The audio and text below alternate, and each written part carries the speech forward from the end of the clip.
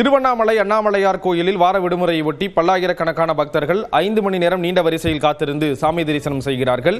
இது குறித்த தகவல்களை செய்தியாளர் சதீஷ் வழங்க கேட்கலாம். சதீஷ், விவரங்கள் பகிர்ந்துக்கலாம். ஸ்ரீராம், பஞ்சபூத ஸ்தலங்களில் அக்னிஸ்தலமாக விளங்கக்கூடிய திருவண்ணாமலை அண்ணாமலையார் கோவிலில் வார விடுமுறை ஒட்டி இன்று அதிகாலை முதலே பல்லாயிரக்கணக்கான பக்தர்கள் நீண்ட வரிசையில் காத்திருந்து தற்போது வரை தரிசனம் செய்து வருகிறார்கள். இன்று மார்கழி மாதம் என்பதால் இன்று அதிகாலை 3:30 மணியில் நடை திறக்கப்பட்டு அண்ணாமலையார் உண்ணாமலையம்மனுக்கு சிறப்பு அபிஷேகங்கள் நடைபெற்றது. இதனைத் தொடர்ந்து 4 மணி முதல் தரிசனத்திற்காக பக்தர்கள் கோவில் உள்ளே அனுமதிக்கப்பட்டனர்.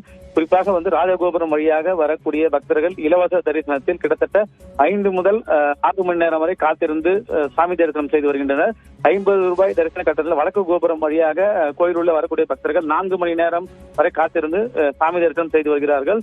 நேற்று இரவு முதலே ஆந்திரா, கர்நாடகா, கேரளா உள்ளிட்ட பல்வேறு மாநிலங்களில் திருவண்ணாமலை குவிந்த பக்தர்கள் தற்போது வரை 5 மணி முதல் 6 மணி நேரம் காத்திருந்து தரிசனம் செய்து வருகிறார்கள். கியூலைனில் வரக்கூடிய பக்தர்களுக்கு தேவையான அடிப்படை வசதிகளை கோவில் நிர்வாகம் சார்பில் செய்து வருகிறார்கள்.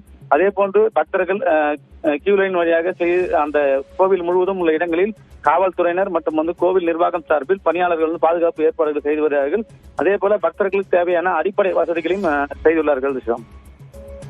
விவரங்களை வழங்கியதற்கு நன்றி சதீஷ்.